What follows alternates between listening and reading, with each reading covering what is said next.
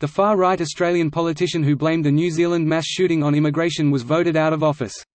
Here's a summary of the article. Anning received sharp backlash from the public and fellow lawmakers when he tweeted a response to the attacks in 2 mosques in Christchurch, New Zealand, where 50 people were shot and killed. The real cause of bloodshed on New Zealand streets today is the immigration program which allowed Muslim fanatics to migrate to New Zealand in the first place, he wrote.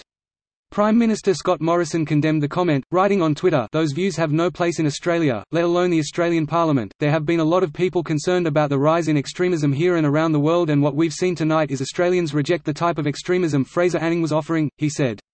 Frankly, the position he took on issues of race was simply reprehensible and it had no place in the Australian Parliament, and the Australian people appeared to have agreed with that. Anning has a long-running reputation as a far-right politician in Australia, Insider previously reported. Australia's national election results produced a number of surprising results Saturday, including Conservative Morrison's shock victory, rounding out a fiery campaign that has drawn comparisons to President Donald Trump's 2016 campaign that earned widespread populist support. This post received a score of 69,906, with an upvote ratio of 84%. Here are the top comments in response to this article. He wasn't ever really voted in, to be fair. He went from 17 votes last time to 60,000 votes this time. Edit, read the comments below for a lovely lesson on the Australian Senate voting system. Edit 2, if you really want to see how the Senate voting system can go batshit crazy, then check out the 2013 election and a chap named Ricky Muir. A real treat. The 17 is kinda misleading, as it's a lot more rare for people to vote for individuals than a party. His party got a pile of votes last time, which got him elected. That said, it was an amazing confluence of events that got him his seat. Basically everything fell into place, and in 99 out of 100 elections, hell probably fewer, he'd never have gotten in.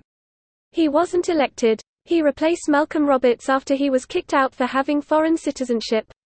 How does that even happen? No one thought to ask if he was eligible? Opening square bracket. And #X200B.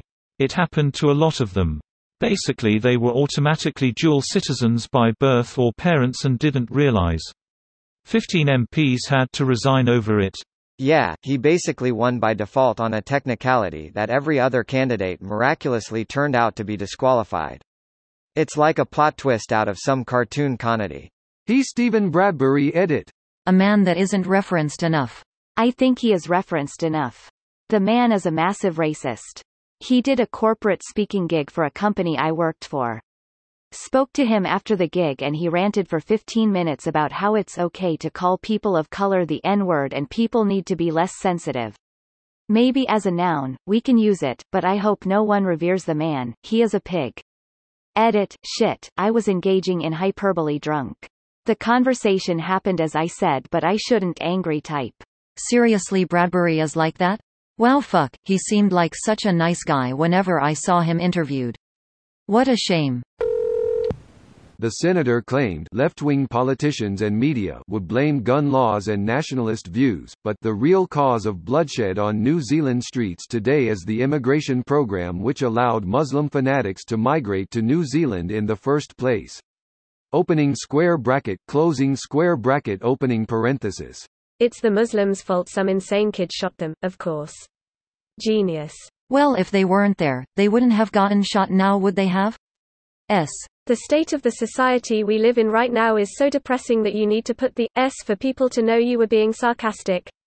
It's partly that maybe, but also it's just hard to communicate sarcasm on the internet. This video was automatically created by Reddit to speech. The article and comments in this video were selected from Reddit according to their upvotes, and any paraphrasing was performed by smmry.com, without any human intervention.